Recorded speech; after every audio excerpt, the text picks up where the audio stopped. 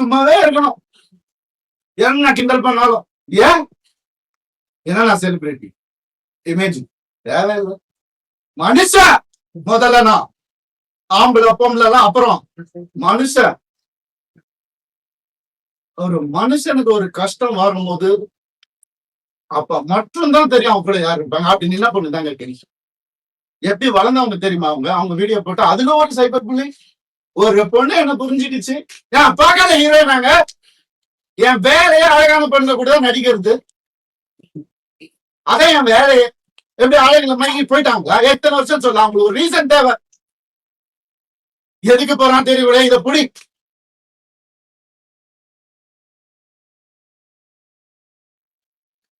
Evidence create பண்ணு. இது பண்ணு. இன்வெஸ்டிகேட்டிவ் ஆபீசரை கூப்பிடு. வரும் எல்லா ப்ரூஃப் வருது. எல்லாம் வரும். ஒவ்வொன்னா வெளியே வரும். அவங்க குடும்பத்தில இருந்தே வரும். அவங்க குடும்பத்திலிருந்தே நிறைய கான்டாக்ட். உங்களுக்கு எதாவது வேணும் சொன்னா வந்து பாய புத்திக்கிட்டு வேண்டாம்,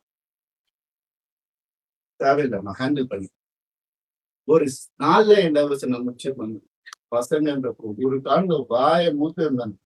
என்னெல்லாம் அந்த போய் கேட்டு பாருங்க அந்த வீட்டுல என்னெல்லாம் நடந்திருக்குன்னு ஊருக்கே தெரியும். அந்த வீட்டுல என்னெல்லாம் நடந்திருக்குன்னு. எங்க அப்பா அம்மா கையெடுத்து கால ஊந்து கேட்டாங்க. என்ன வேணாப்பா அந்த குடும்பம்னு சொன்னாங்க. அச்சதை போடும் போதே இப்படிதான் போட்டாங்க. நாசமா போட்டுதான் போட்டாங்க.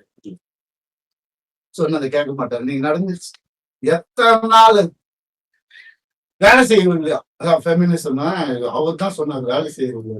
சரி ஏன்னா அப்பா அம்மா வந்துட்டு வேலையில எதிர்ப்பா நீதான் சம்பாதிக்க அப்பதான் சொன்னாங்க. சரி வீட்டை விட்டு வெளியே விட்டோம். அப்பயாவது கேட்டு ஃபெமினிஸ்ட் இருந்தா என்ன பண்ணணும்? நான் போவேன் வேலைக்குன்னு சொல்லிருக்கணும்ல.